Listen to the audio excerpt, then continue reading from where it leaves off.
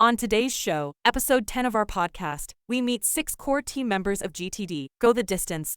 Izzy, the founder of GTD who was featured in episode 5, returns with his crew, Gregg, Connor, TJ, Kris, and Mike. They'll discuss their involvement and passion for Go the Distance, a non-profit organization in the Portland area dedicated to enriching the lives of people recovering from addiction by integrating movement into the treatment centers they attend.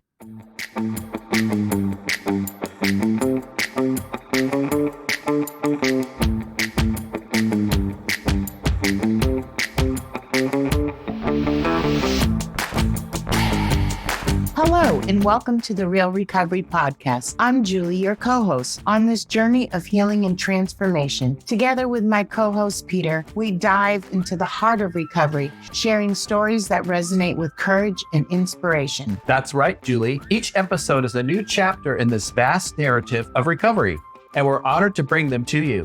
But keep in mind the perspectives you'll hear are for informational purposes only and may not reflect the views of the podcast or our partners. Indeed, while these conversations can be a powerful part of your recovery toolkit, they are not substitute for professional medical advice. We encourage you to seek guidance from your healthcare provider for any treatment-related decisions. And if you're facing an immediate crisis, or if you just need to talk to someone who understands, don't hesitate to call the Recovery Crisis Line at 503-223-8569. That number is also on our website. Help is available 24/7. Now let's begin our episode Of recovery, real recovery.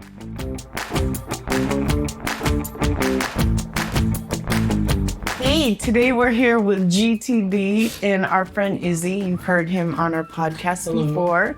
Episode 5, for those who are counting. Episode 5, Episode Xanadu.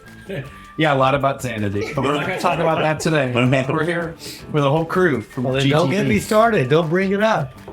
And I won't talk about it. But if you bring up something, I'm going to talk about it. And I'll go off into a tangent, and you have to reel me back in. It's your job. I wrote some questions for you today to reel you in, but let's go around the room and introduce ourselves. To my left is Kris, and I believe you're the director of Operations Coordinator. Oh, there you go. Kris Corona. Go. Oh, Gregg Griffin, Supervisor. There you go. TJ Trudeau, run leader. Izzy, whatever I am. You're the founder. Founder and executive director.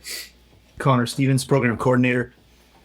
Mike Hovey, I am a board member and an ally through Fora Health. Mike's the man. So can I tell you something?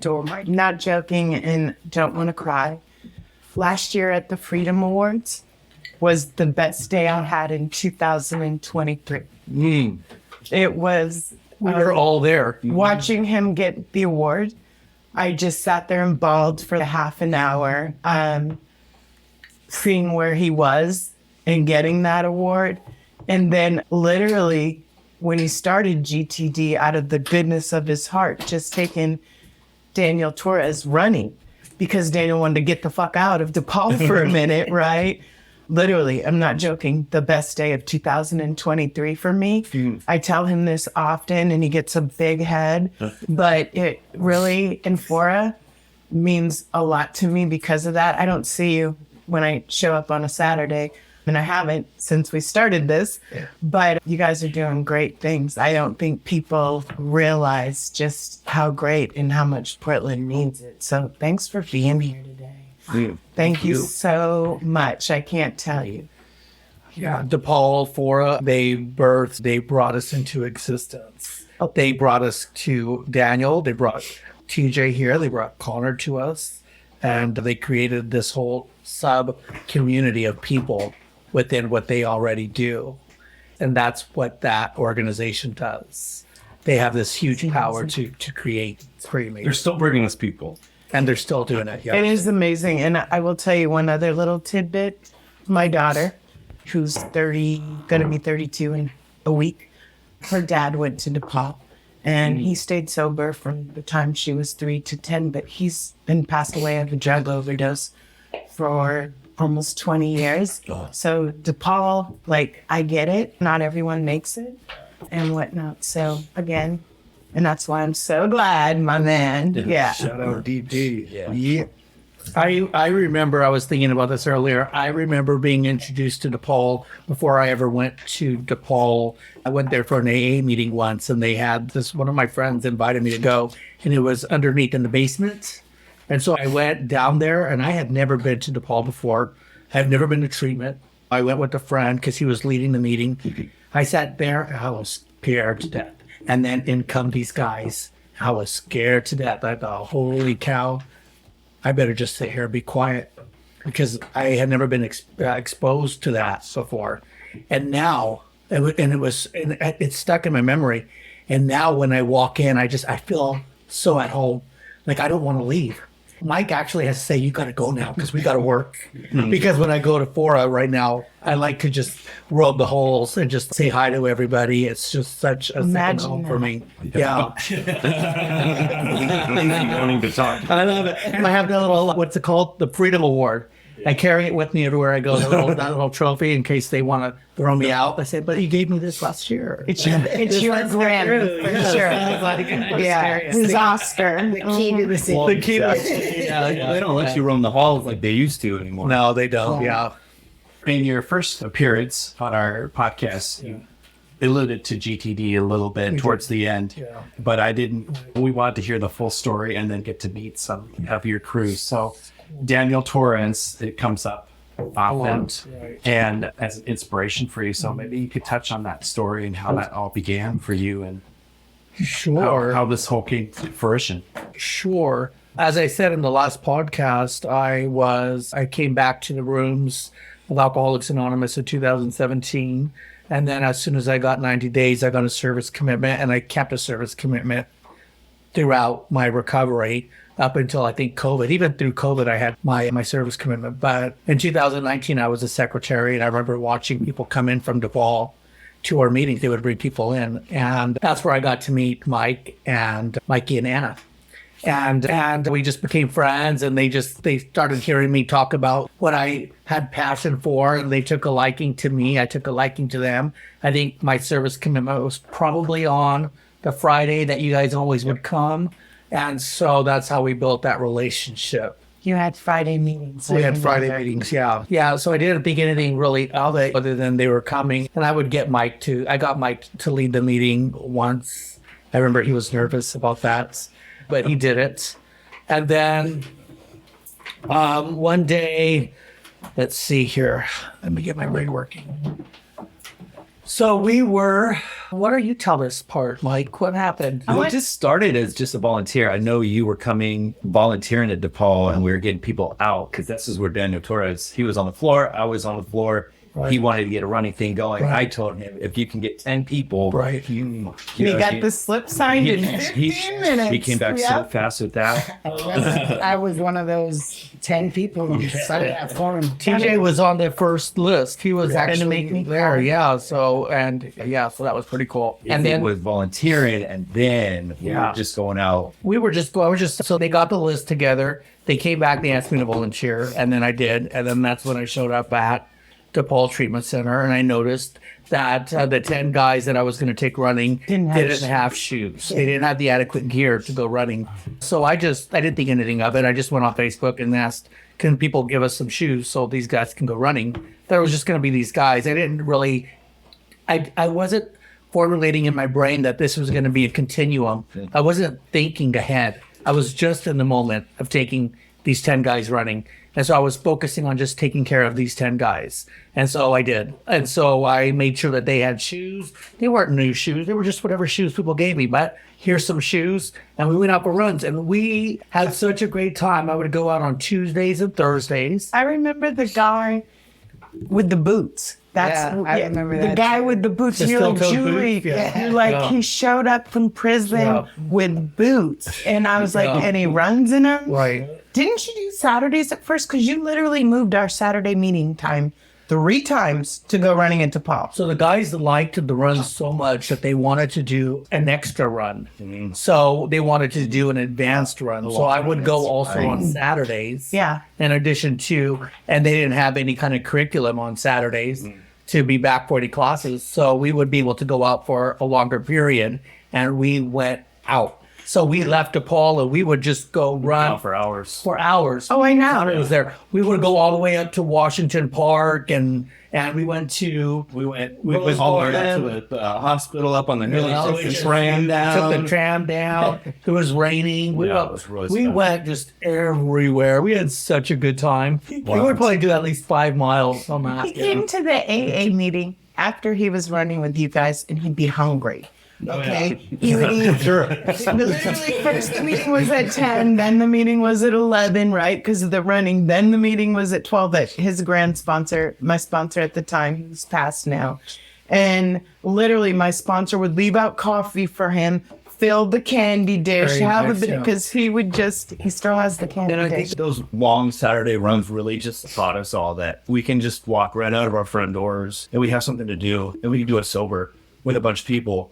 And it was just like, it was such a good lesson. You know what I mean? That I don't know if I would have gained those skills from anywhere else. I remember Connor saying that he's new to Portland and he likes these runs because it gives him the chance to learn the city. Yeah.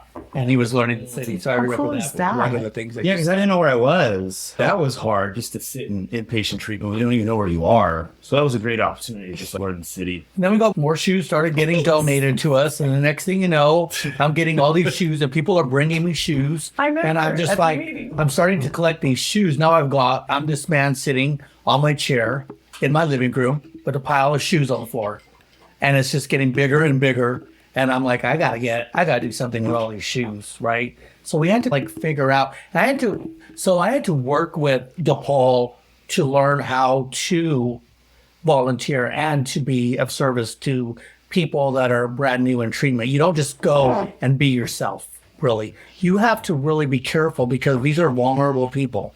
These are people that are starting brand over, and you have to really watch your language. And coming from a restaurant where I was like, I'm used to being sexual innuendos and making just crass jokes. I was taught quickly that I have to be careful because we're dealing with a vulnerable population. It was Can't something do that running a company either. It's called sexual harassment. I didn't know. In the restaurant business, we don't have that. No. We don't have that.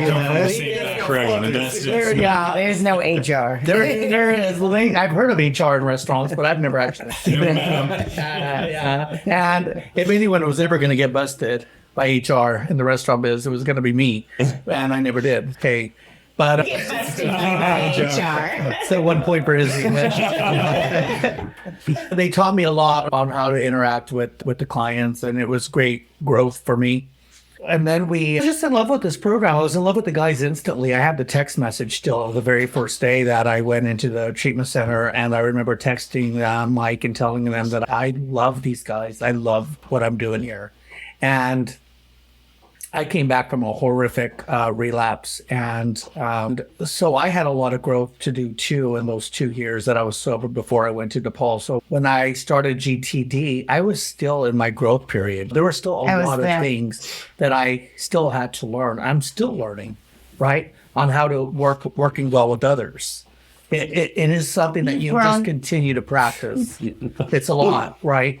So then we got the shoes. They got in a big pile. I was in love with the guys. I really liked what we were doing. We started taking the women running as well. And then I was at the dog park with Alyssa one day, and I told her, I said, man, I'm really loving this service commitment, and I want to do more. I have a great number of friends from the restaurant, customers and such, that I feel could help us along.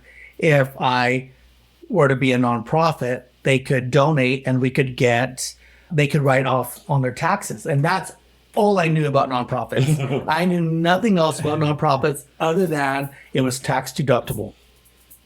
That's all I knew. So she jumped right in and just said, hey, I'm majoring in this, let me help. And I'm like, okay. Wow. So then from there I went and I met with a man named Jay Hoopman, who is the vice president of Cambia Health. And I said, hey, Jay, I want to start this nonprofit. He goes, all right, Izzy, I'm going to schedule you an appointment. My secretary will reach out to you and we'll make an appointment. We'll go to this restaurant and all you could tell me. I'm like, okay. And so his secretary reached out. I made an appointment. We went to this fancy restaurant downtown where all the businessmen were. And I was so nervous. He sat down, he said, it's good to see you. I met him at the restaurant. He was one of my customers. And he goes, it's good to see you, Izzy. How you doing? I'm like, good, Jay. How are you? Good. Everything's casual. So tell me what you got.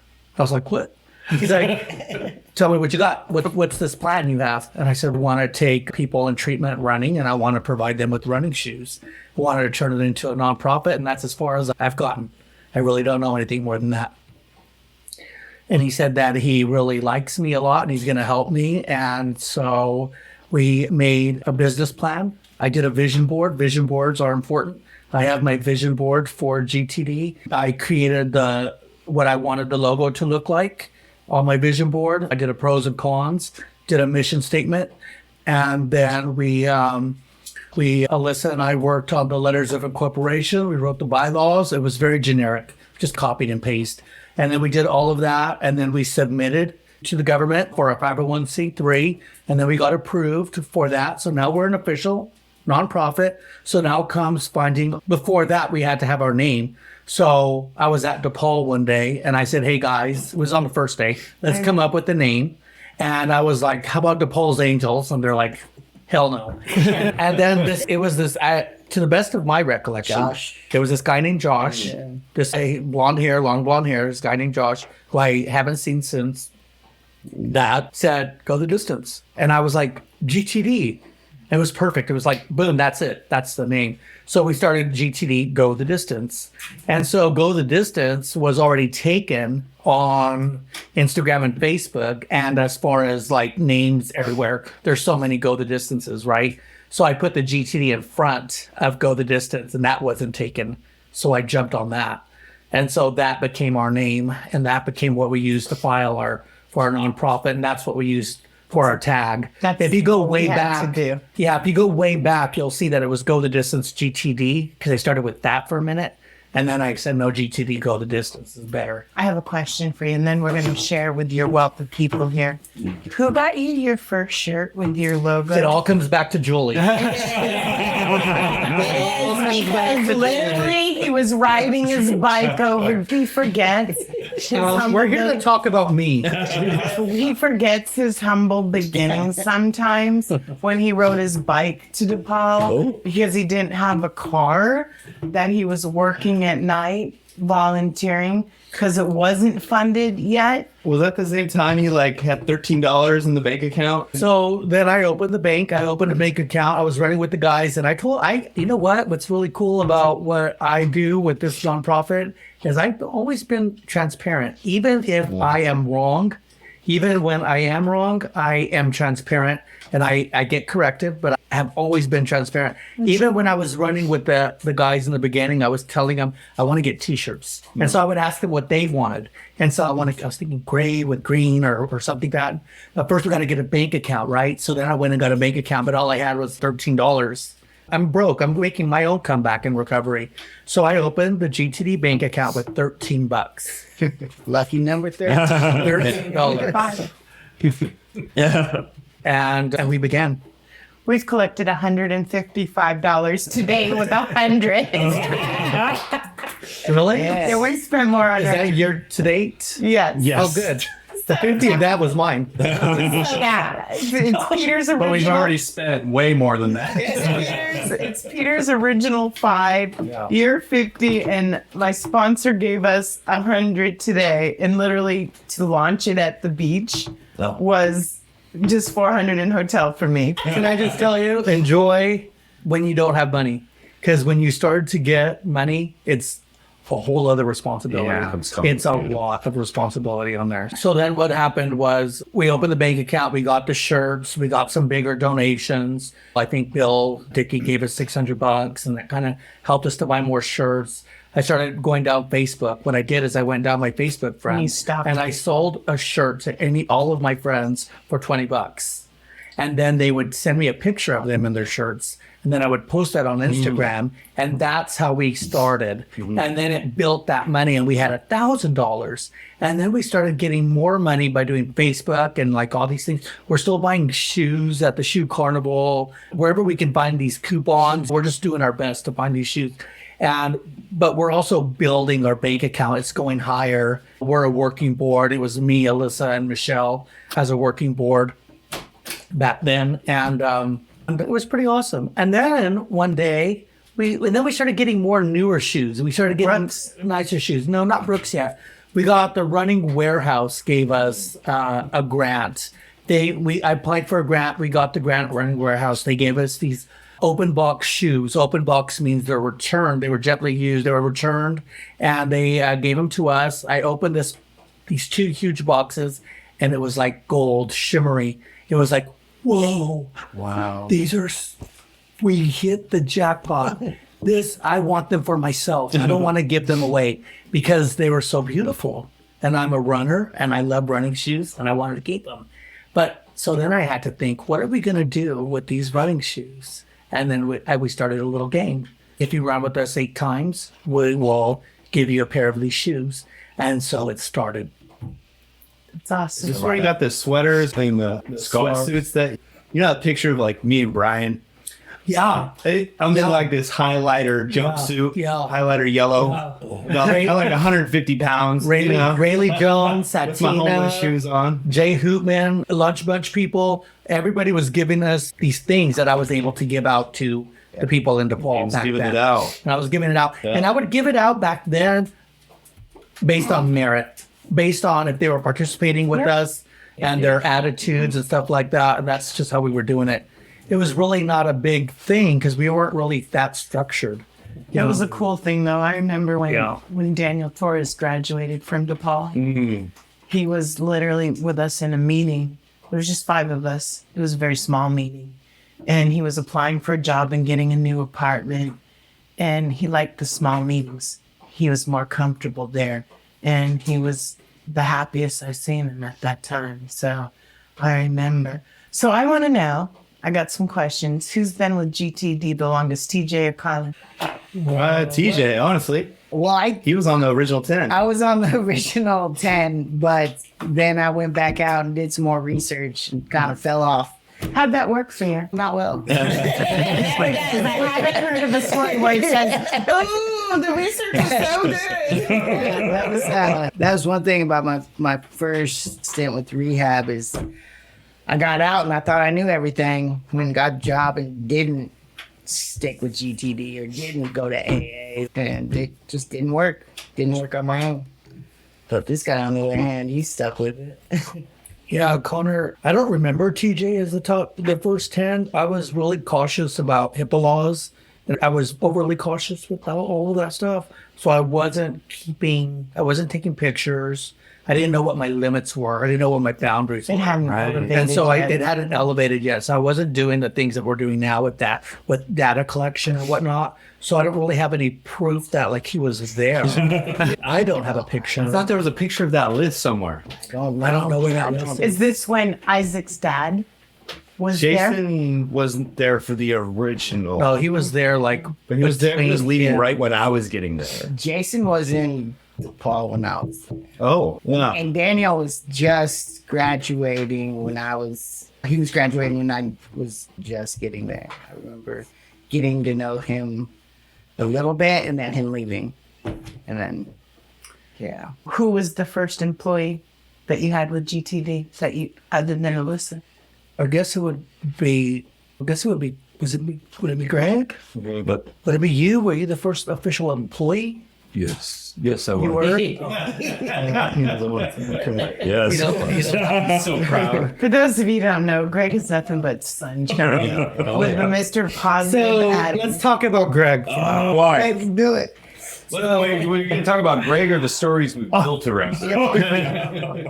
My earliest recollection is of Gregg standing ironically, at the Rocks where we meet for GTD alumni.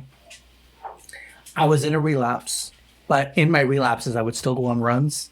And I remember running and seeing him standing by the Rocks, and he waved hi because he knew me from somewhere else, another running group or whatever beforehand. And I said hi, and I remember him feeling good to see me. He knew that I was in a relapse, right? Yeah. He knew that I was in a relapse, and I could feel that radiation, that energy of love to me that said, I hug you, I love you, and I'm here when you're ready. And all of that happened as I ran past him. just in slow motion. And that's the definition of what Gregg is. Agreed. Yes. Yeah. I agree with you so much. Oh, that's Mike, how did you get into all of this? I was just right place, right time. I don't know. For the wrong place at the wrong no, just kidding. Yeah. Mike is extraordinary. He was you started as a RC. RC. Yeah, kind of an entry level. Resident counselor? Yes. resident counselor. Yeah. And he was hustling at DePaul's. Passionate. Passionate. Wanted to be there. He wanted to be there. Trying to change my life. Trying to change the life and the life of others. I didn't realize how rewarding, satisfying being part of other people's journeys, part It of is. the healing of the world would be in my world, and how it's elevated me internally, externally.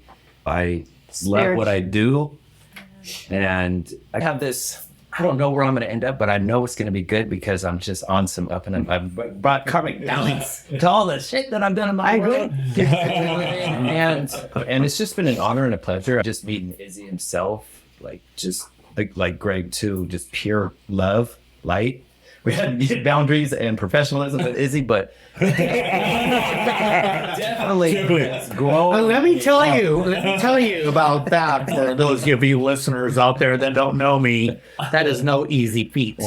Yeah, because I have the text messages still when I was fighting with them, telling them I will be talked to this way. And if you don't like who I am and how I am, then I'm not going to do this anymore because I'm volunteering, damn it. And don't you understand what that means? Boy, I was a little shit. I was just that's what I talk about. Like when you're 2 years sober, this is what you're going through in your brain. But in the first year, you don't make hard decisions. And the second year, you're still putting things back together. I had a horrible relapse. I was coming back. I was figuring out who I was. And I think Mike, along with this experience with GTD and the people that I was working with that Go the Distance and at the treatment centers really helped me a lot to grow. Otherwise, I would be just a product of the service industry, which is not, for me, very good. It's never served me well. It has.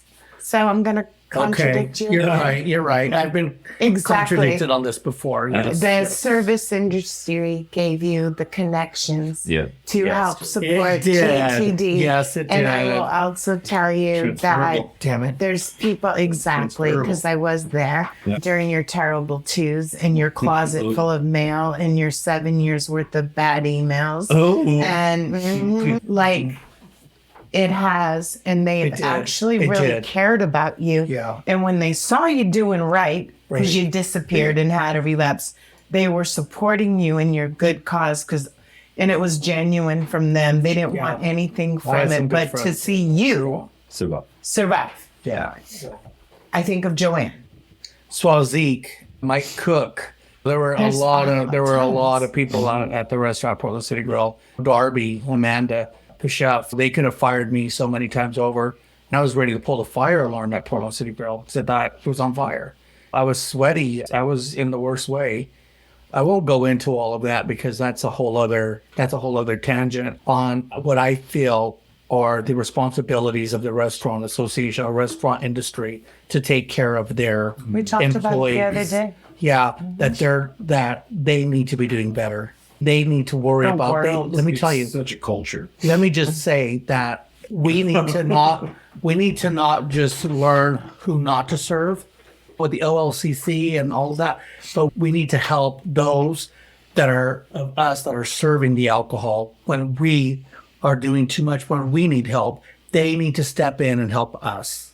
And that's what's lacking right now. There's a lot of that, I Right. think, too, in the medical field. Sure. You know, I don't know about the medical field, but in the restaurant field, they tell you to get out and come back when you're feeling better. And they won't say, "Hey, let us find you some help." Never, not once in 19 years in Oregon, Portland, did somebody say, "We'll find you help." They told me to go find it and I can come back. But that was as far as it went. So that's off on a little bit of a tangent. I was one of the lucky ones that was able to come back. And my friends that were servers, and it was the clientele of the people I was serving that nurtured GTD. And I tell everyone this in the treatment centers the clients. Everyone loves a comeback. They love to see people. So does the Rise. Bunch. They were, I saw them from your disappearance where you just stopped answering my text messages and then you came back.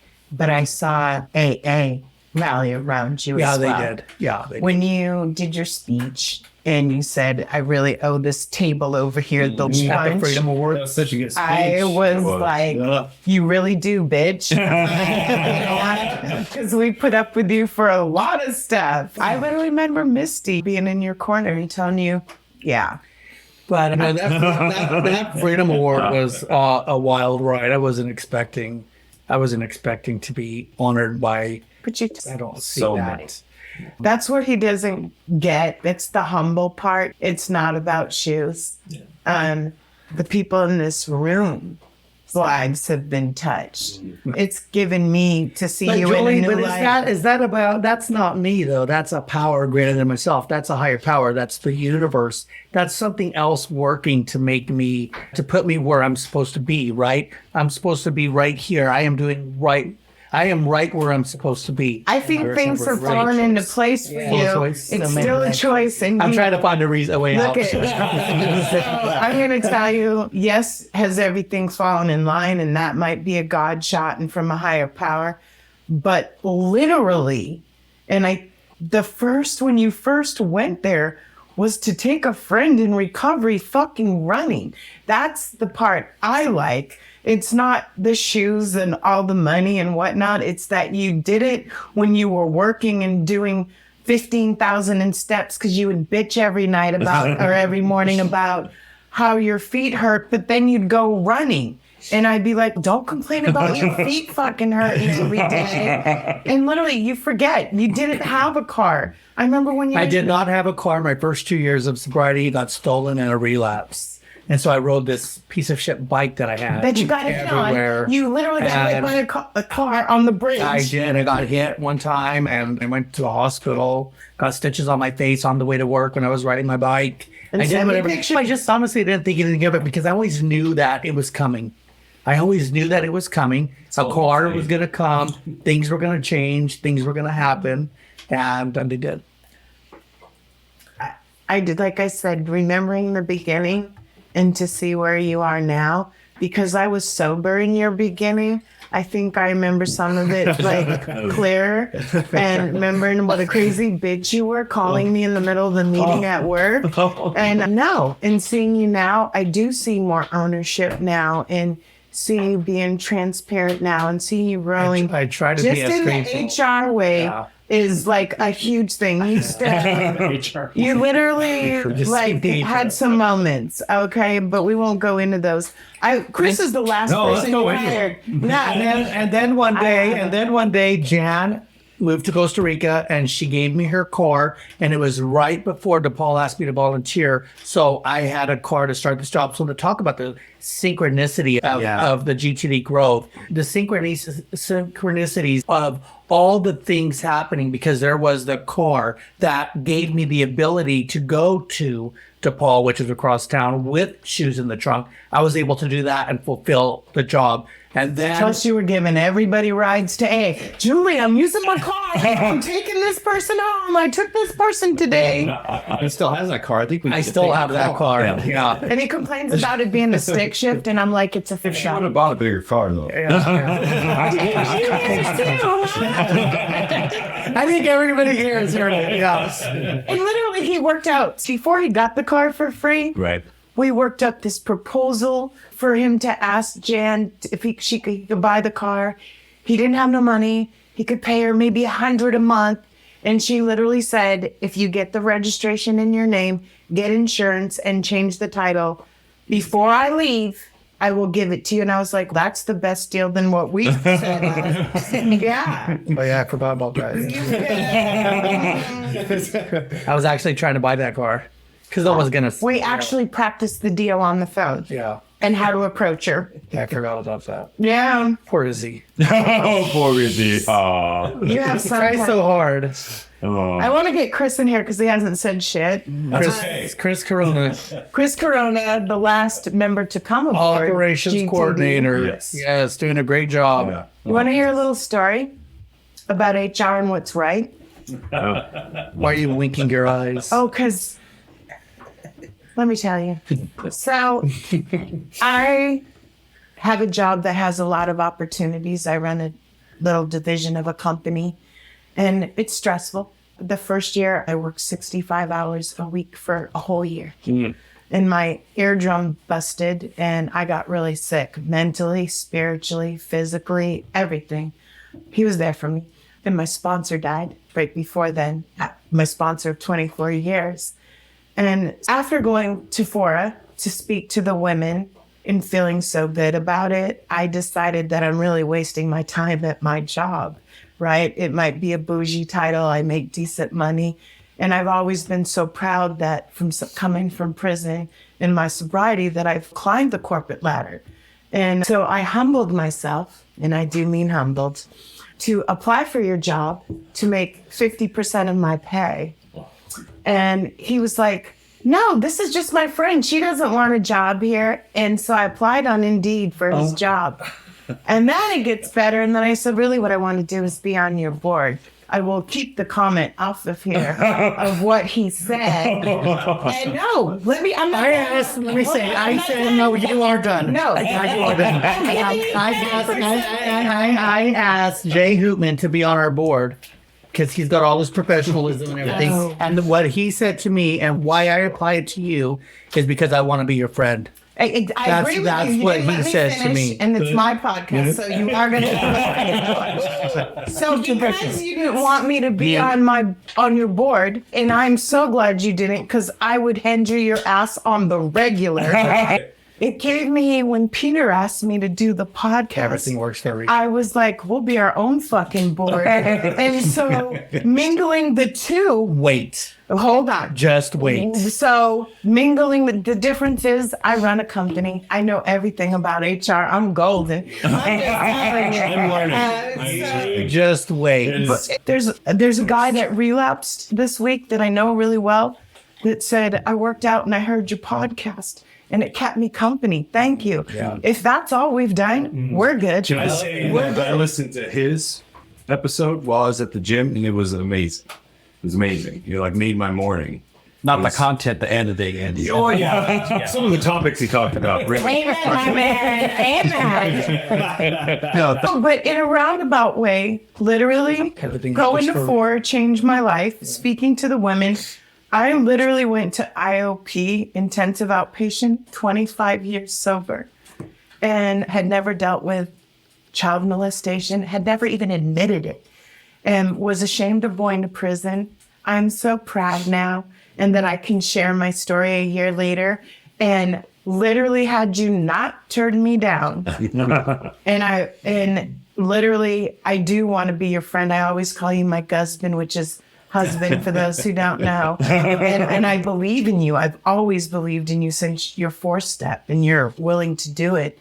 But literally, I had a resentment that day. Bitch, I am so more qualified. I owe myself to take 50% of my pay to even apply for your fucking job. Literally, seriously. And she wants me to hire her. I have connections to but, Every day, no thanks. but you know what? I too have raised $62,000 for Outside In because I believed in it. The amount of money I've raised for Portland Rescue Mission and Shepherd's Door, because when I was with Sprint, all I had to do was fill out the form and the activity, and they would give me money. Same with Snowcap. We gave Snowcap over 100,000. So I'm thinking I'm qualified for your ass. You know what I'm saying? But literally, God works in mysterious ways, and this is a different way. I can't go run with these 6 miles. I might die. Okay? But I can talk on the podcast. So it's really a thank you, because I was mad for 2 weeks. And then all these people in Indeed kept asking to hire me. And I was like, As soon as he was like, I got to post the job, I was like, oh, I'm not going to get it. Like Oh, I you were gonna literally get it. knew I'm not going to get it. Like I'm not. I have a culinary background. I worked in restaurants for years, and like the most I had experience for was hiring people and managing people. That was it. And even that, like you said, it's such a different environment. You know, you make sexual innuendos and say things to people. You know, just tell somebody to fuck off to their face and that's fine. When you just cannot do that in this world because we're recovering addicts, and like you gotta be gentle with people, you know, you gotta meet people where they are, which I'm learning from him. He's the best example. Greg. Yeah. Gregg is. But going towards what you were talking about, how I found GTD. So I worked in restaurants, and I was lucky enough to work for a man who's a personal hero to me because he gave me the time off, helped me get into treatment. And I'm going to say his name because he deserves the recognition. Adam Sappington. He's just an amazing human being. But we ended up splitting ways in June of last year. And I went to a meeting because I just didn't know what to do. And at the beginning of that year, I do a list every New Year's of the things I want to put into the universe. And I put that I wanted to be sponsored by On and do so many runs and all this stuff. I have the list at home. You wanted to be sponsored by On? Yes. And I was like calling them all the time. I sent them a couple letters. Sponsored to do what? He was going to run. Like, he told me to help me pay for runs to get into. He told me he was going to run from treatment center to treatment center. Yeah.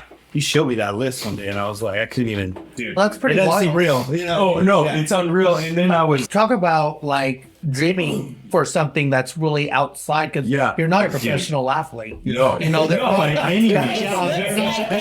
I was getting better, and I just wanted to push myself, and So I lost my job, and then I didn't know what to do, and I went to a meeting that night. on Monday Was it a Monday? It was a Monday. It was a Monday. Was it a Monday? because I was there with you. See, he has clarity now. He didn't at he the was beginning. no. When I lost my job, I went to Night Owls, Oh, and I saw Sharif. Yes. And I was just like, I was just down in the dumps, and I was like, I went for a run today, and that always makes me feel better. And she it's was one of like, our volunteers at GTD. Yeah, and she was like, I know this running group. Why don't you go? They need volunteers pretty badly. Go check it out. They have a run at Lentz. Was that Lentz Park? Yeah, and that was the first time I ever showed up, and I was just there because I wanted to run. And when I found out what it was all about, I was like, this is exactly what I wanted in treatment. Like, the fact that I can go give this to people, I'm here for it. And I had a lot of free time. Do you want to So- know the day I knew that you were the right person for the job and I was absolutely the wrong bitch?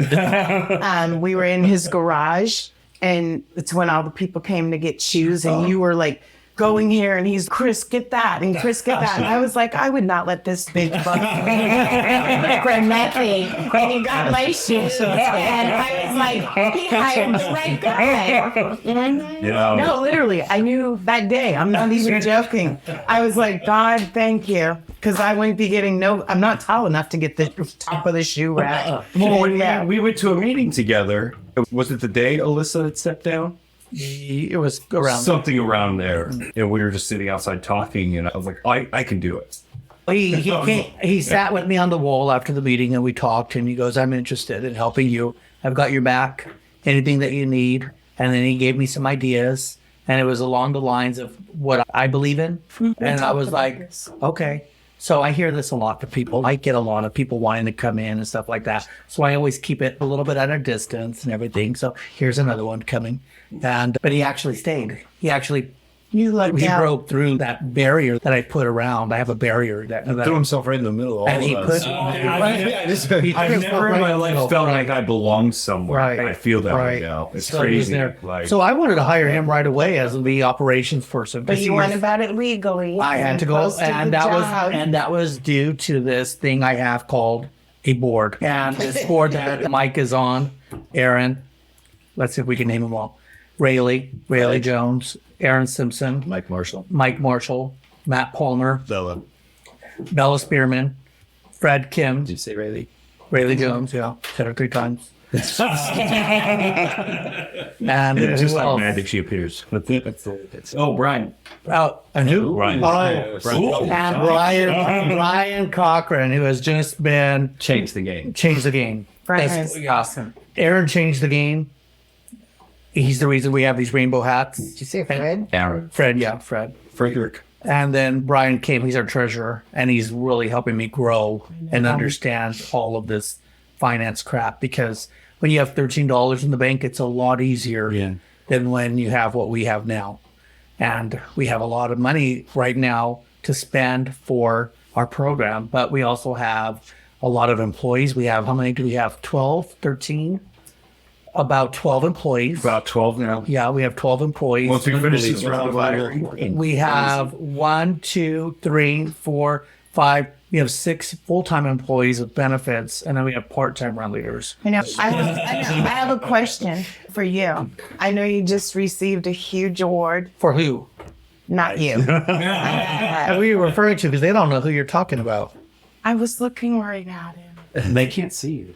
Sorry, I forgot about you. Don't forget about our audience. Mr. Mike. I know Mike. you just received Magic Mike. Mentor Mike. Mentor. I know you just received a huge A award. true alien. Will you tell us about that? A real alien. It's coming up. I think they just crowned a new for this year, a new peer specialist of the year. But I did win 2023 Specialist of the peer year. specialist of the year through National Council for Mental Being. So they're National Council. Changing lives. yeah. I think this is the guy that just came right in and just was working as an RC, just From the right. and then with he the just right worked his way motives. up, right? I mean, Right heart. he brought GTD in. He nurtured GTD. He nurtures me, helps to nurture everyone else. Everyone runs to this guy. He's caught in this game every day. I don't know, do you call it a game or a war, or what do you call it when you're at work? What is that called? I wouldn't say award, but it is a journey. That's for definitely sure. a journey, opportunity, Oh, I love it. opportunity. Good word. Because it is choices. Let's choose your Every time adventure, you and turn I have to choose. And there's always challenges and obstacles. All part of my growth. I know it's all part of my growth, but I wouldn't change it for the world. And like I said, I really don't know where I'm going to end up. I don't feel I'm a lifer at Fora, but I do know I'm going to impact maybe on a grander scale, and it's still going to be part of the healing of the world, it's impacting lives. I just don't know what that looks like right now. So I'm just going to take it day by day, one day at a time.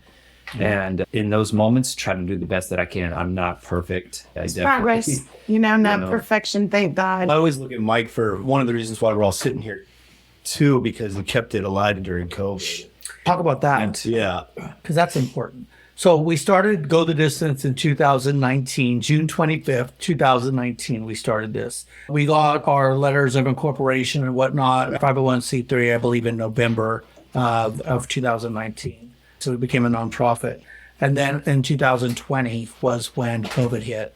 And I was still working at the restaurant, and that's when everything started to shut down. I forget what month that was. I think it was in the summer. February. March. Yeah. And so we weren't allowed to go back to the treatment center anymore. But I still wanted to do GTD. So how are we going to do this? So basically, all I could do was talk to Mike on the phone. And so what Mike did is he took the clients running by himself all those times because he was allowed to go there and we were not. For years, right? For like how long? It was a while before. It was about a year and a half until we were able to go back. So for a year and a half, all I did was we focused on getting shoes, and just it was a great opportunity, COVID, for us to grow GTD on this side. Remember your closet in the apartment? It was like a changing room. You're like, go in here, and I changed my clothes in there when you were in the apartment, and you had the downstairs basement, like closet. They got broken Oh, into. the storage unit that looks like Yeah. yeah. I remember Looks like a changing my closet clothes in there and put on a sweatshirt. full of shoes. Thing. About COVID. And then Mike just kept it going, and I would bring shoes. That was really one of the hardest parts about running Go the Distance was he would say, okay, so this guy needs a pair of 11s. I'm like, who's this guy? the whole reason I love this program is because I like meeting the people. I don't want to just give shoes. I don't want to just be somebody behind a curtain just working like that. I hated that. But there was no choice. COVID was really hard. And I didn't want to fold it. We just kept it going. It wasn't even, is this going to fail? It was just one day at a time. That's what it was. It really was, huh? Yeah. And so then It goes to your mic. and It was such a surreal time. It was a scary time. It was a scary It time. was a great growth opportunity for me though during that time, because once COVID hit, my supervisor, Anna, she was like her partner was immune compromised, so she took off, which opened a position that allowed me to get into a leadership role. Then I'm helping with GTD. It was like a transformative period while also being really scary, as in the streets were empty. This is COVID. In the beginning of COVID, it was so like intense. I remember when they know, shut and- down PCG. Yeah, it was just, and then I was something warfare where I'm allowed, I had to have paperwork on the max to get to work. I always wondered why, when I was in treatment, I never heard of GTD, because we were like looking for something. And that's why. Because I was in 21. The alumni runs out. And then we started. So you came up with the idea of the alumni runs to try to keep people connected. So we started doing that on Wednesdays. That's and the best thing. That is a really good thing. Sundays are really popular at 11:30 at the waterfront, Northwest Cucinato. And then Wednesday at 5:30 is when we do that, and that's still alive. But I just hate giving out shoes for people that I don't know who the shoes are going for, because at that time there were all these different kinds of shoes. It wasn't like right now we have one shoe and this is what we give to everybody. So it's easier. But back then I had all these different shoes that people were giving us. Hokas, we're all like, warehouse was giving us these shoes, and I was like, what is this guy? Is he bigger? Is he thinner? Is he smaller? Does he step inward? Is he over a pronator? Does he supplement? What's his stride? What is he like? Give me an idea so I can pick out the right shoe for him. Because that's what I loved, was trying to get the right shoe for the person back then. Yeah, and then he would, I really love that part. And so I would take the shoes over to Mike and say, here, because I hope this works. And I remember the day when I went to Fort with you, and this girl, she was voluptuous, is the understatement. And it was the third time you had brought her a sports bra to see if it would work. No, she went in the bathroom and she came out. It works. And she was so humble and so grateful.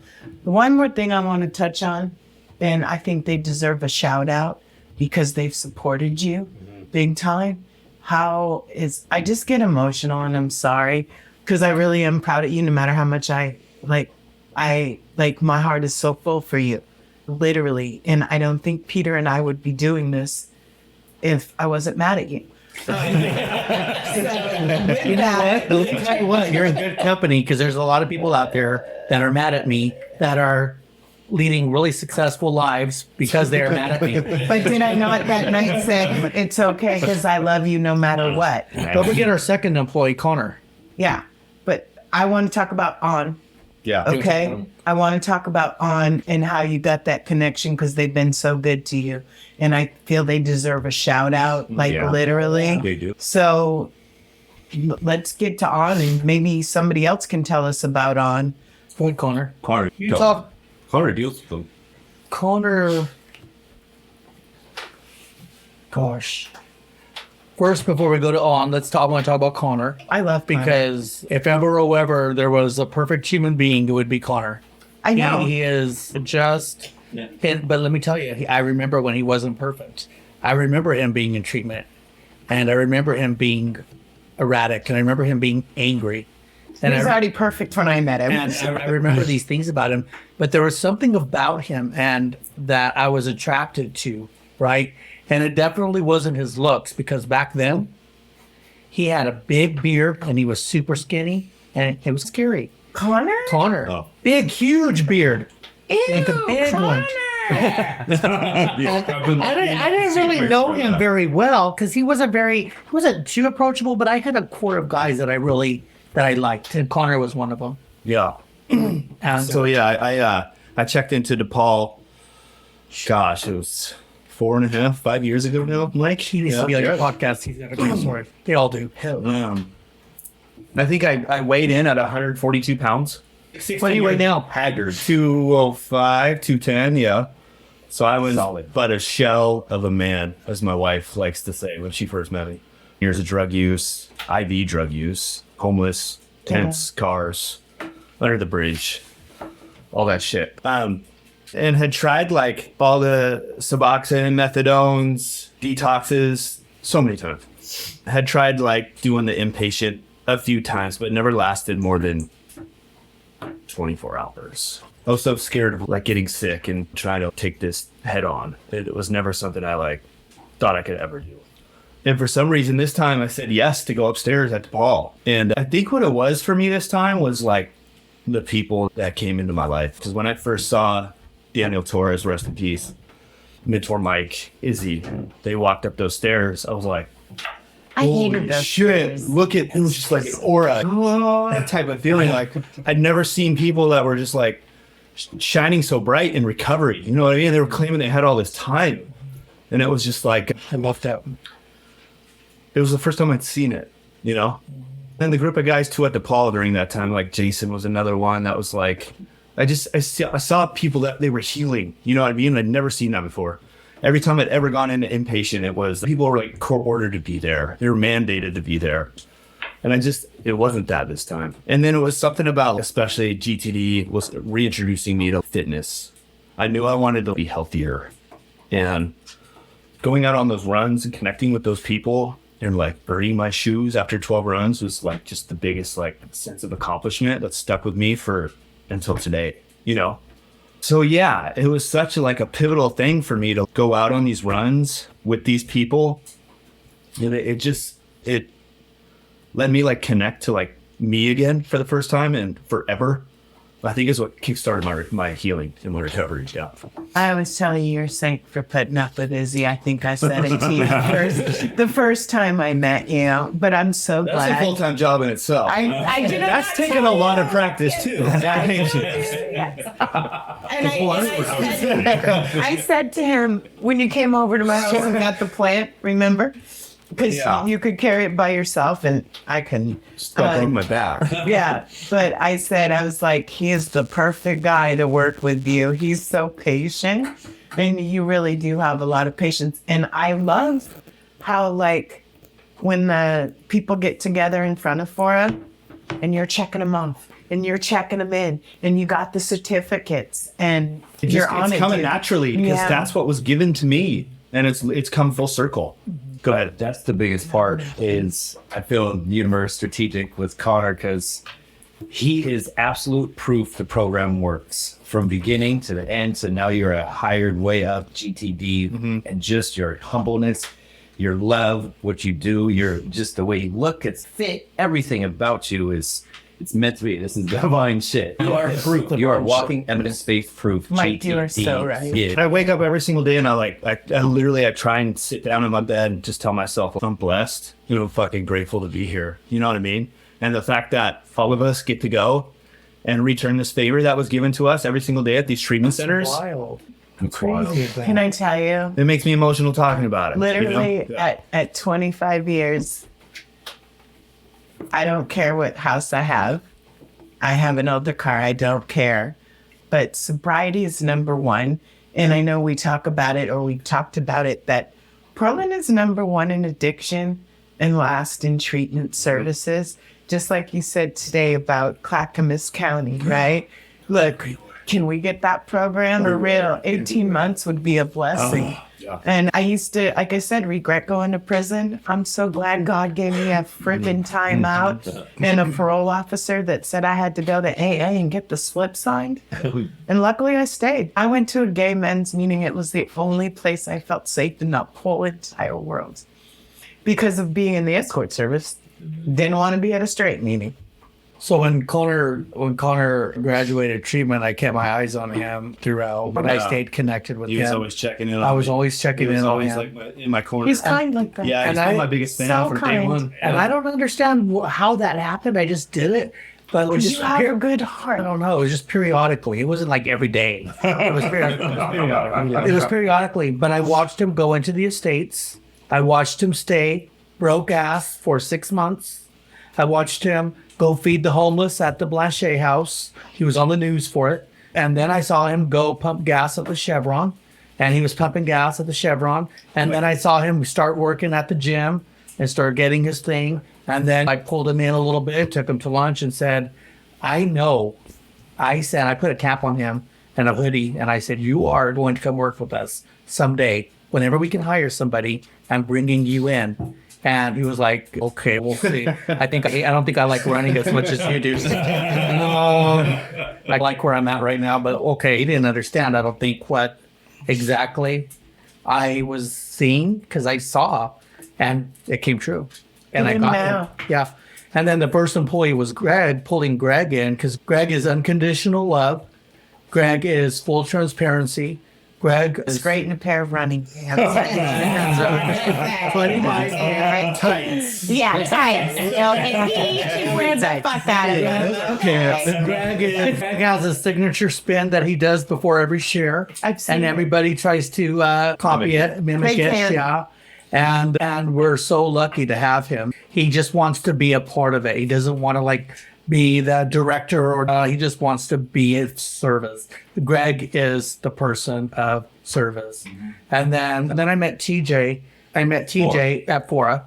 And do you remember me? I'm like, no. He goes, oh, fuck you. I was part of the first life. I'm like, oh, okay. I just don't remember you. But I remember him this time. And then this time, when I was running with Fora, when Fora first opened, there weren't too many guys running with us. We were having a hard time getting participation for whatever reason. Ebbs and flows, Mike says. But TJ would come. And it was just me at this time. And maybe Gregg, I don't know. Yeah, it was like me, Gregg, and Izzy on some of those. And it would just be us. No, you weren't there yet. No, you know where I met TJ? How? He was my bartender at the Ranger Station.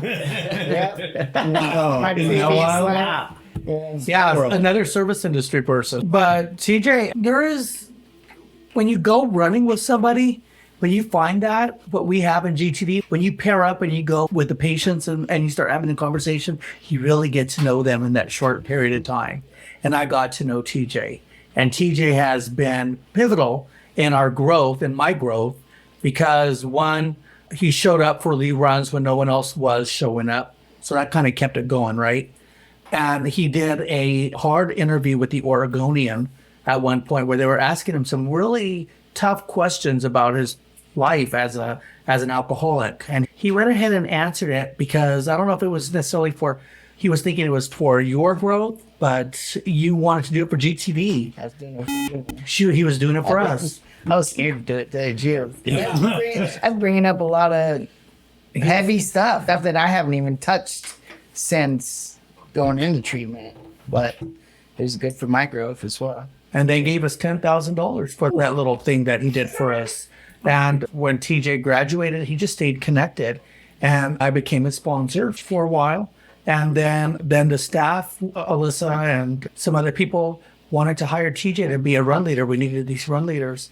And I was like, no way. I was so against it because I was trying to protect him.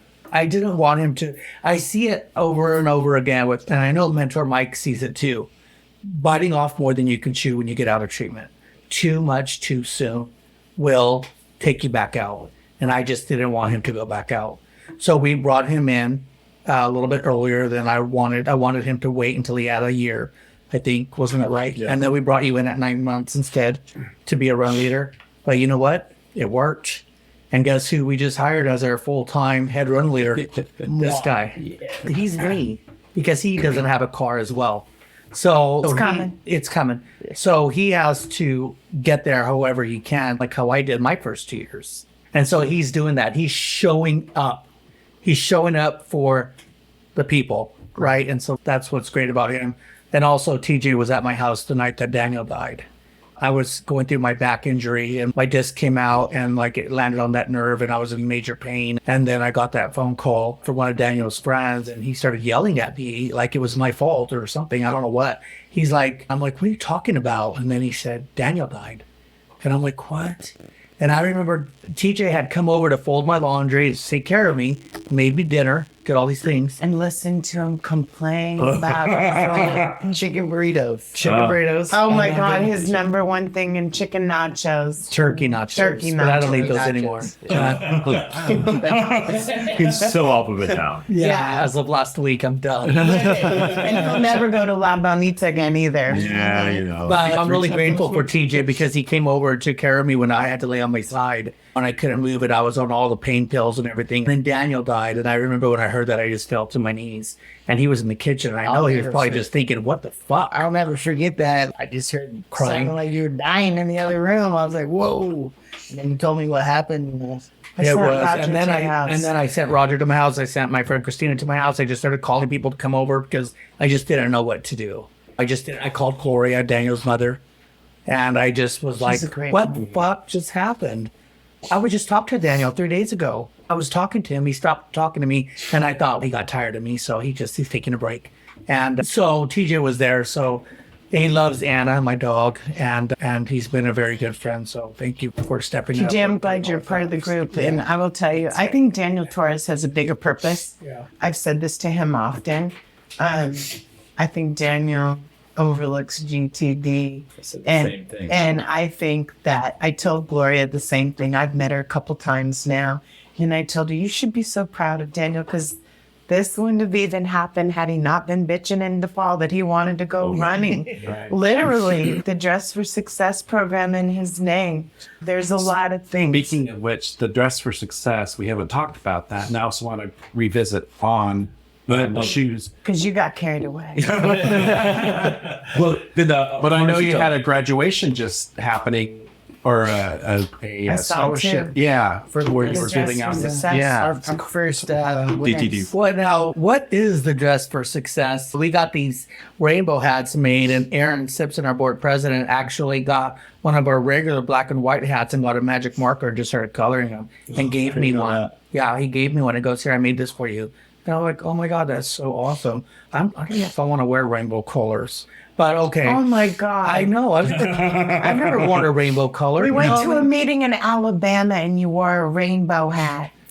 Well, so it was like an involvement, but it was such a big moment for me because I don't ever take this hat off, especially at the runs, because I like to go into the treatment centers with my authenticity, right? And so with these hats, then we created the DT1 hat. And Eleanor, who was a former president board member, suggested that we start this program in Daniel's name with the proceeds from this hat.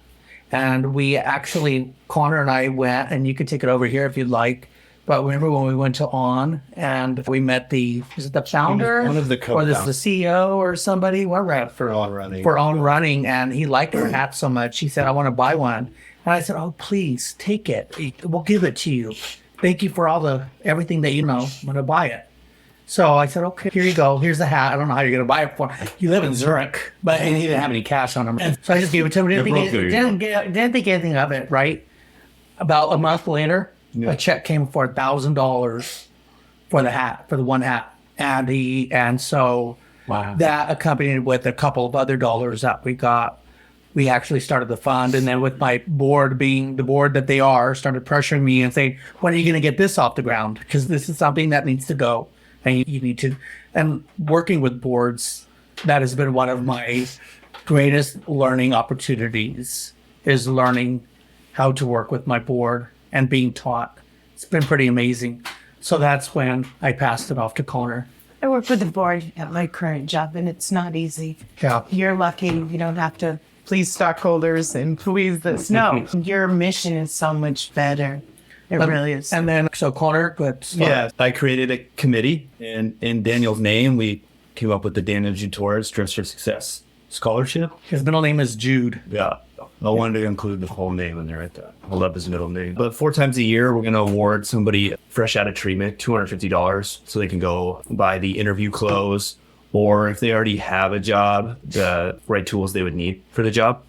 Just to touch on that, Yeah. people listening, what is it like coming out of treatment? What do you graduate with? Whatever you came in with, usually. Some of these treatment centers have clothing closets that you can grab hand-me-downs from. But personally, like myself, I came in with shoes that I'd been wearing for 2 years. Black on the with a street. little Velcro strip on the top. I remember them. They had holes in the bottom, and every time I came back from a GTD run, my socks were black. So I just had black socks. Never, never complained. No, I was grateful. Never You wouldn't. complained. We have how many? We had 525 people sign up for GTD in 2023. 525 people, 70% of them we gave loaner shoes to because they either don't have them or they don't want to get theirs dirty. You know what I mean? And I do know. Because when they graduate, because when they graduate, they get their new pair of That's shoes my and everything. But yeah, so it's a thing. Everything's a thing. I had the shirt on my back. That was it. Yeah. I think DePaul got me a few pairs of shorts. I think I still even wear one to this day, actually. Love them. Yes. The red ones. Yeah. So really like big opportunity for people, and to be able to do this in the name of Daniel Torres is super special. Did you ever meet him? Daniel Torres? Oh. Yeah, I have a tattoo of him on my leg, actually.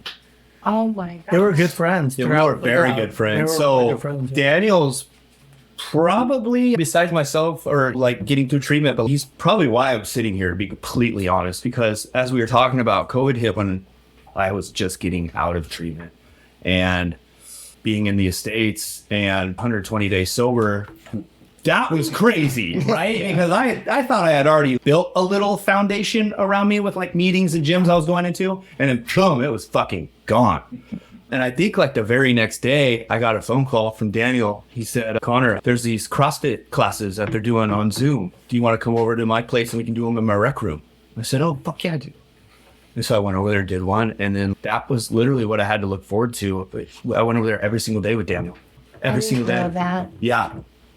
And if it wasn't for that phone call and him offering that to me, who knows? You stayed well connected with Connor. I didn't know that. We were very At good all. friends. Yeah. I love that. so the scholarship is that how you call it a scholarship? Is provided to people graduating. Is it something that they compete for, or how? Right. So there's an application that they fill out, and they're basically writing a survey. There's 4 different questions, and we just had our first recipient this past week. We saw. You saw? Amazing. Yeah, I saw the pictures. Valerie Martinez. We're all very inspired by her You're a story. top fan. It tells me. 'Cause I love everything. I tried. Yeah, we were super inspired by Valerie's story. She wants to work with the youth, and her involvement with GTD already. And How many applicants did we get the first time? so this first time we got 23. Yeah. 23. Wow. 23. And it was all put together within, you were like, let's do this. And we picked our first applicant, I think 60 days later. So That's awesome. 4 times a year until it gets bigger. Yeah, $250. Pretty cool. That's very proud. That's He awesome. took her shopping last night. Yeah. I got her stuff. And Nice. Awesome job. Yeah, it's amazing. It's like I said, didn't blessed and love grateful. Daniel before, which I did. Hearing your story. And Gloria, Daniel's mother, is on the committee, and Gloria presented Valerie with Oh, a wow. certificate No, at the alumni run on Sunday. That's another so- thing of your heart. Yeah. You have included her in the everything. barbecue at Jason's house. You include her in everything. I got her a seat at the Flora Freedom Awards, and I called know. her out on my That's where I speech. saw her. Yeah. I seen her at the barbecue and there, Yeah. but you And I tell her, if you ever need anything, we have all these people here that are willing to just go to your place and help you do whatever you need. because of Peter, who's been quiet today, but all this here happens because of Peter's technology. Here. Appreciate your hospitality. So I really believe that the Daniel Jew Torres Dress for Success Foundation is going to be a foundation when they mark my words. It's going to be its own thing. It's going to take off, and we're going to have to hire somebody, a staff that's going to be just for that. I'm not applying. Well, one of the things that's it's an inspiration for me, because part of giving back, like we want to do what we're doing, sharing these stories through this podcast means, but I would love to someday be able to raise funds to help. Like I've heard stories of people coming out of treatment and they get into housing And all they have is a bed mattress with plastic sheet on it. We've Nothing been else. saving stuff for you. You know. Sometimes no sheets. And no sheets. And how are you supposed to? Don't get Izzy started on this one. Don't get me started. I am so. You went off when I heard you go off. We've collected lights, TV, like my garage is bigger. So we got the stuff for the next person. Oh, I got the TV if you want it. I got So I can't be everywhere at all the times. I have to I'm learning boundaries and I need to take some time off for myself. But when I feel like when I'm not there, so I'm doing my best to try to. You told me you couldn't fit it in your basement, so I got you. What I'm trying to do is I'm trying to teach the guys. I'm trying to teach the guys, and I'll teach for. I'm trying to show the guys that when you are at the runs, navigate towards the person that's just coming. Partner up with that person that's right out of treatment and ask them point blank, straight up, are your needs being met? Because a lot of times people have a lot of pride and they will not say that they don't have what they need. Exactly. So I just ask, do you have?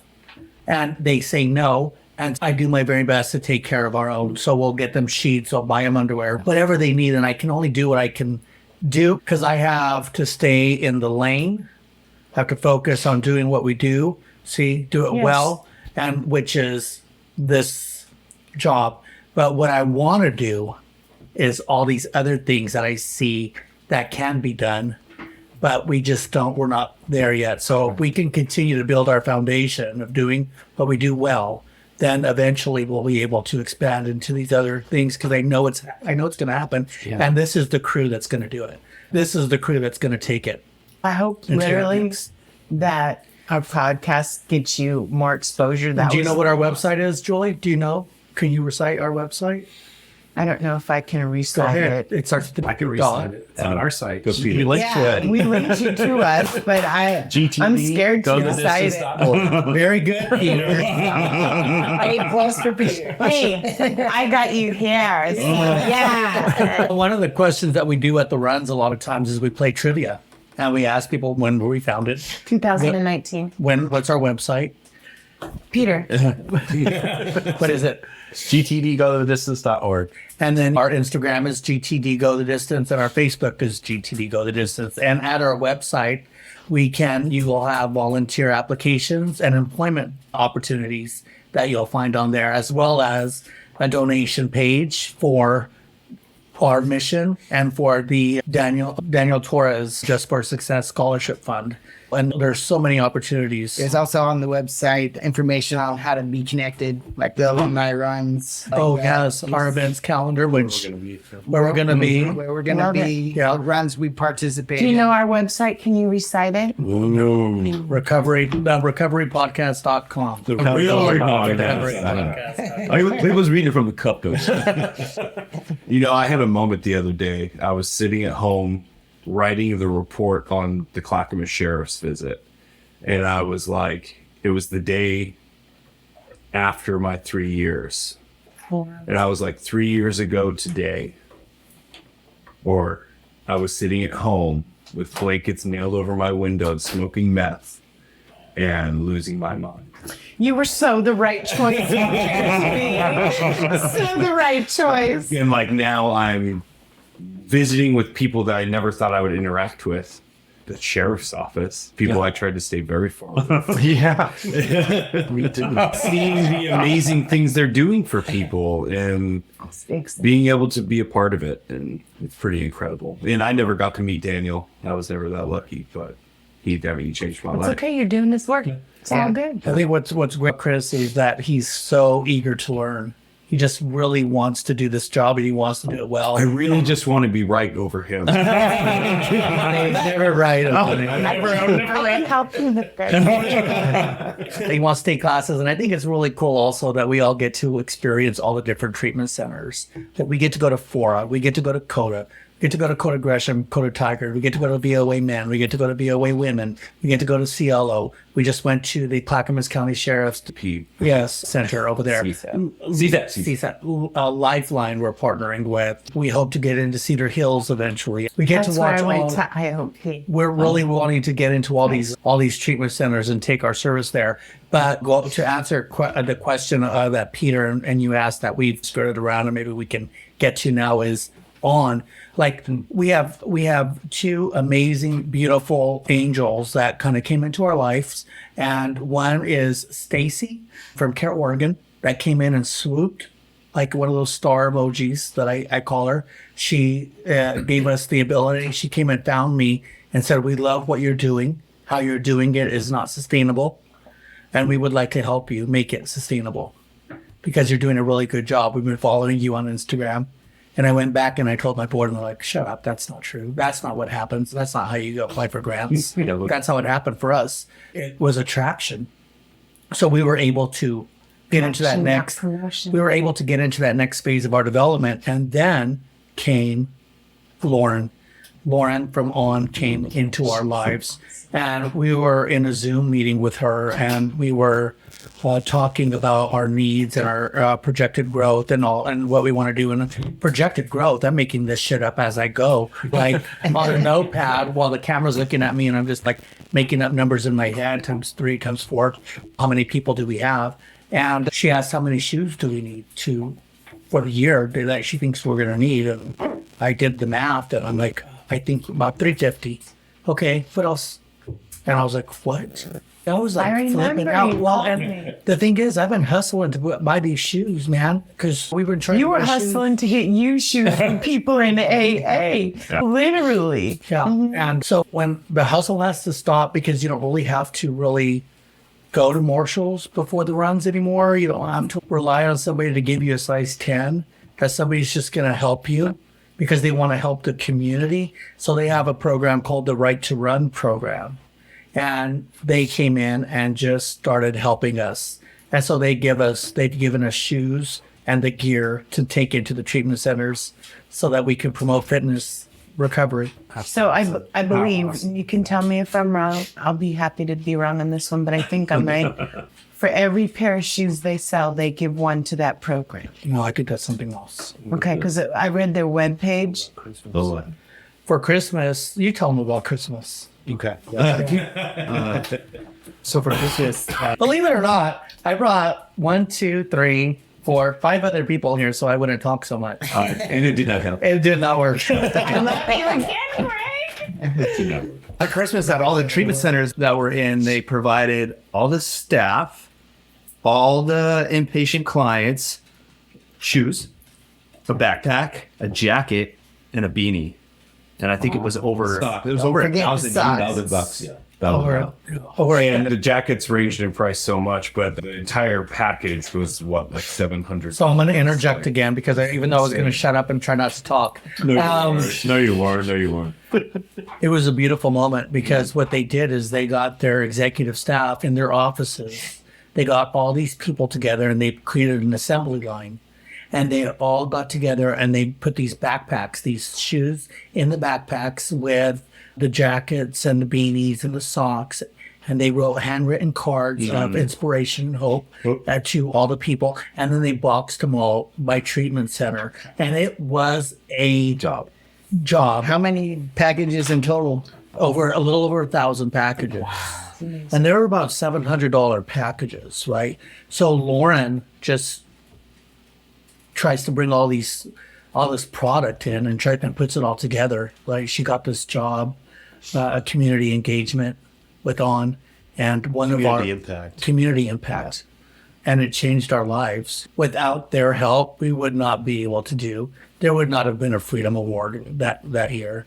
The only reason that all of this is happening is I don't know why all of this is happening. It's happening for many reasons. It's happening because of Mike. It's happening because of Connor. Yeah. It's happening because you were unselfish. It's happening because TJ came back. Right. It's happening because Gregg is one of the kindest people I've ever met. And it's happening because literally Kris was the right person. And you believed in him. And I get on your butt regularly I think from being your sponsor for a while, I get that privilege. And you sponsoring me when my sponsor died. You have. He did. He said, bitch, find a new sponsor. He said, I can't deal with you all the time. And I cried for 3 months. But He's such a liar. That is not how it went down, but we don't have Have a rib keep going. But you have a kind heart and people. You are a people person. And like everything, like I know this for sure.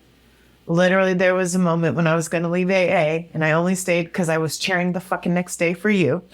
And it's an amazing thing. This is what I wanted you to say last time when you were here, because literally this story means a lot to me. Seeing you grow because you've had your moments, and to see where you were then and see where you are now is one of the best things I've ever seen about Alcoholics Anonymous, and why I'm so grateful to be in AA.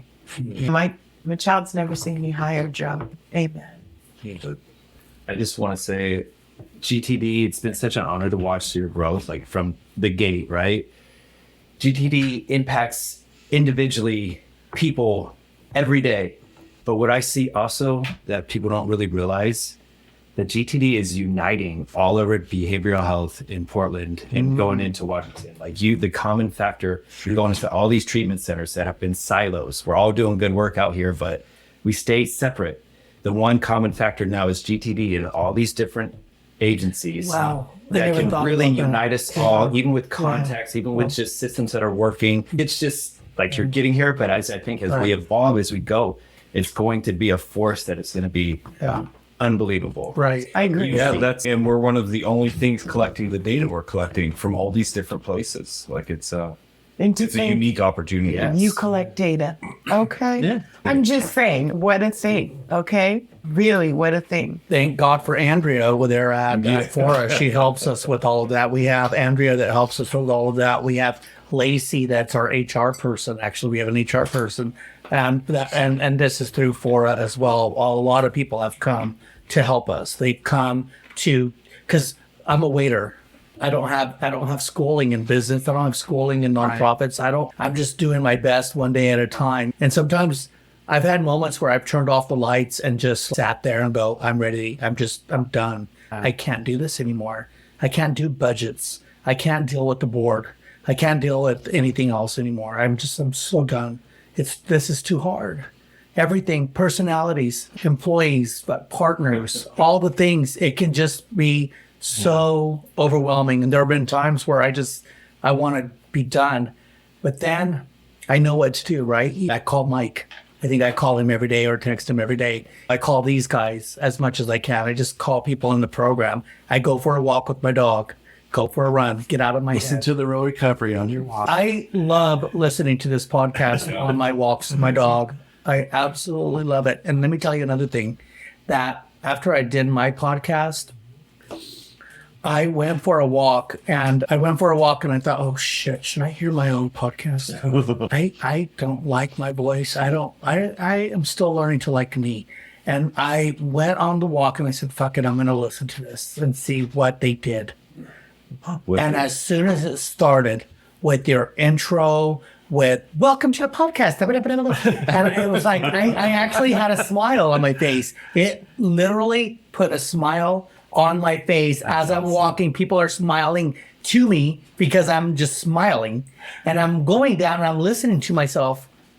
And if you've never actually spoken and listened to yourself tell your own story, you should do that sometime. That's powerful. Because it is so powerful. And what I got from my podcast was, I like him. I liked that guy and I related to myself. And I thought it was funny. And I enjoyed hearing myself. And I didn't think I was gonna. You know, I got to hear and I got to see what my struggle was. Here's just a guy trying to find his way, trying to find a way to be loved, trying to find acceptance. And it's a different perspective. Please get each of these guys on your podcast eventually and let them be a part of that. I wish I could put one out a day. I wish you could too. One of us has a job. What were you going to say? He always says, like when we're at the post office mailing packages or meeting with realtors to get an office or writing a grant for office money. space coming soon. He always goes, I just wanted to take 10 people running. It's funny, but it always puts it in perspective for me. Yeah, this is, Dude, it's a all lot I was more. doing was taking 10 guys on a run. That's all I signed up for in the beginning, was to take 10 guys on a run. And now it's turned into something incredible. Incredible. And we continue to grow, and we just continue to expand, and we continue to touch people's lives and to help them in ways that are beyond a pair of shoes, that are And I beyond think- that. It's the connection that we make. And Think we're being creating there- a community of people. I think being there and being in Fred's meeting the first day you went down there to run with Daniel, like just getting to see it, from day one has been amazing for me. So thank you. I really thank you. Like I said, last year watching you win the Freedom Award was absolutely the best day of my entire 2023. When you care about somebody and you love somebody and you seen them go out and then seeing them come back. And there's a lot of things people don't know. I knew you wanted it, really wanted it, because you checked in every day for almost 2 years, bro. And that right there says to me, you want it. I think one of the biggest lessons is no matter how crazy you get and how hard things are, that things have been really hard for us with Go the Distance. It's not been rainbows and unicorns since we started this. There's been a lot of challenges, right? There's been a lot of growth. Jesus. There's been just so much. But what the biggest lesson I have is that this too shall pass. This too shall pass. Amen. Don't drink, don't use drugs, hang on. No matter what. And it'll go. And whatever you're worried about, whatever you're thinking in what you think in your head is such a big deal. It's not. It is not a big deal. There is nothing that is such a big deal. No matter what. There's Yeah. just Yes. nothing that is so big. And if you can call somebody and tell them and be honest and say, this is what I think is such a big deal, eventually you'll work it out. You'll work it out and it won't be sad. And then tomorrow comes and you won't even remember what that problem was. Exactly. You won't even remember what that problem was. Yeah. And I want to thank the front runners today, by the way, because the front runners donated a lot of shoes to us. They did. For loaners, which is really great. The front runners is the LGBTQ running group. And so they do the Pride Run and we're participating with them. I'm grateful for that today. And then go ahead and check out their webpage. And then on Sunday, Connor has put together, because he's got such a great job. He's program coordinator. So he gets to create all these programs that we get to do. And the fun part of Connor's job is creating it, but then he also has to put together budgets and such. We're also doing something with Rising Heart. When is that? It's going to be for Earth Day. Tomorrow. Tomorrow. Tomorrow. Yeah. Oh, 21st. 21st. Yeah. Tomorrow, 11:30. So those of you listening, you've already missed it. Yeah. Stay tuned for next year. But Rising Hearts is another one. And they're part of the Red to Run too. with Right. On. Yeah. We have Foot Traffic. That's been helping us a lot. Sean over there at Foot Traffic has been amazing. So that's great. Of course, on Care Oregon, a lot of people have come to help us. We have a bunch of guys like Ian and Joe and Thank Paul. everybody. This turned into a long list. This is exactly how my Freedom Award speech. But with that, we're going to give the other people a chance to say goodbye. Any parting? I was gonna say we didn't hear much from Gregg. Why? Oh, no. Please, Greg, we'll start with you. What, you start me? Goodbye? No, as an ally, I've been just amazed at how people in recovery are here are really resilient. And so this group of guys, I'm really, even with Izzy, when I first met Izzy through a friend, he challenged me. I challenged him to come to a run at Front Runners. And he said, would you come to a Wednesday run with people in recovery with me? Because he was in recovery. Is that right? Yeah. Wow. And so that's how I met Izzy the first time. And the second time I went to the fifth time I went, and I said, where's Izzy? And Michelle said, it's some uncertain things they won't repeat. That son of a gun is somewhere else. And you won't see him again. I was like, I want to see him again. And then I ran by him that day. And I said, hey, I was glad to see him because I was really happy. I'm always happy to see people. I had a relapse. I know the struggle is real. I don't have that experience, but I know the struggle is real for people. And that coming back, and that was just the thing. So I'm just grateful that people actually still come back, and I'm always trying to find a way in my heart to make sure that everyone knows they're seen as they are and nothing else, and that we're trying to actually hold their hand through all of it. If everybody in this world was like you, Gregg, this world would be a better place. Kris, any parting words as the newest member of GTD? I'm just happy to be here. And I'm happy that I get to give people what works so well for me. And like I said before, it's the first time in my life I feel like I'm where I'm supposed to be. And like the first time that I work somewhere that I believe in every single thing that we stand for. There's not one thing that I'm like, I don't like that. I want that. Because working in a kitchen, being a manager in a kitchen or anything like that, I don't like how you treat your employees. I don't like how you make us work all the time. And just different things I couldn't get behind. This is just, there's absolutely nothing. And it's weird. It's weird because it's like there's something. But no, we are just trying to help people. That's it. If you want to run with us, come run with us. If not, we'll ask you every single time. And there's a guy. I learned a term by Andrea called workforce development. And what we're trying to do is we're trying to get people that are in treatment centers to come back and work for us. And that's the goal. First, you graduate from treatment. Then you show up to the alumni runs. Then you come volunteer. And then if you keep volunteering like TJ, then you get a job with us. And then we expand and then we grow. And we're a second, third, fourth, fifth chance employer. We just hired 2 volunteers. We just hired, yeah. And so we want to just hire people from within the treatment centers. I love that. I said that in your last positive cast. Yeah. You take a chance. We take a chance on people, and they want to be a part of it. That's probably the most part of my job. Just being able to reach out to these people and say, hey, you've been showing up. You want a job? And hearing the happiness is crazy. Yeah. It's crazy. I promise I'll give you a chance. TJ. I'm patient. You definitely got to be patient with this group. But I left treatment the first time and I got a taste of the GTD before it was actually GTD. And that was the second time I came back to treatment. To see that back was just a breath of fresh air because it was something that I held on to and I didn't want to let go like I did the first time through. And I just wanted to put myself in the middle of recovery. And I felt like that was the biggest thing I could do because I saw the impact it was, not only the impact it had on me in my recovery, but like the impact that they were having with everybody. So I just wanted to be a part of it and I stuck with it and I'm glad I'm here. And thanks. Connor. Thank you. Yeah, health and fitness has just become such a major thing in my life.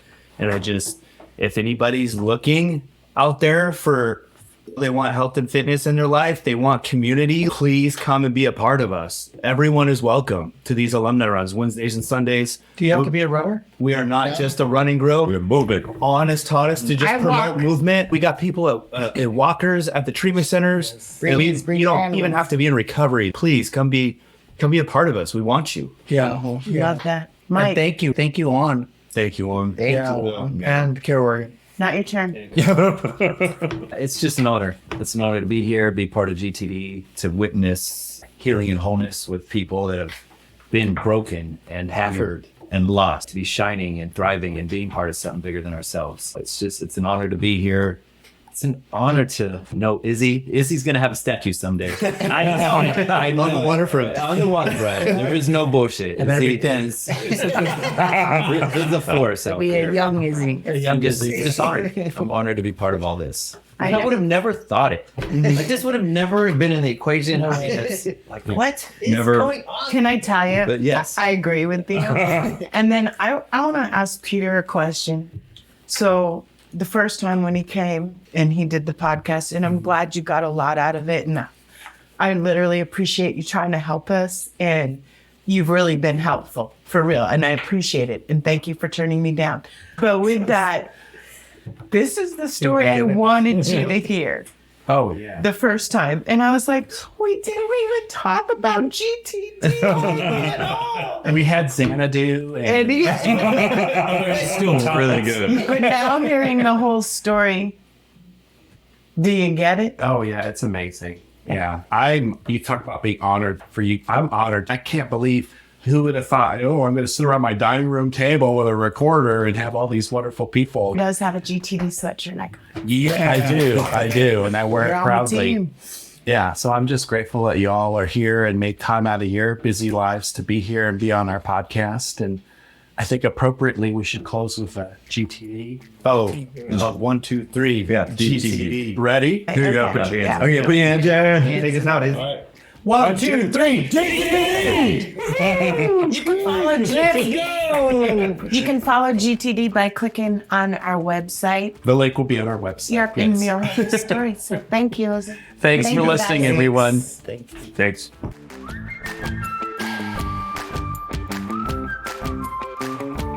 And that's a wrap on today's episode. Thanks to each and every one of you for lending us your ears and hearts. Your engagement is what fuels our passion and keeps this podcast thriving. We cherish the moments we share here and hope they resonate with you, whether you're on a daily commute, at the gym, or just taking a moment for yourself. Make sure to head over to our website at realrecoverypodcast.com. While you're there, subscribe to our newsletter for the latest insights and uplifting stories from our community delivered straight to your inbox. Click that subscribe button on your favorite podcast player too, so you can keep up with every new episode. It's your support that keeps our conversation alive and meaningful. And if our stories have touched you, consider using the donate button on our site. Your contributions, no matter the size, are deeply appreciated. They help us continue our mission of sharing hope and healing. Join us beyond the podcast and follow our journey on social media. Find us on Instagram, Facebook, and on X, formerly known as Twitter. All the links are on our site, so you can stay connected and be a part of the Real Recovery community every day. Your likes, shares, and comments not only spread the message of recovery, but also remind us that we're all in this together. So, until we meet again, remember that recovery is a journey, not a destination, and we'll be here to accompany you every step of the way to recovery, real recovery. Thanks for listening.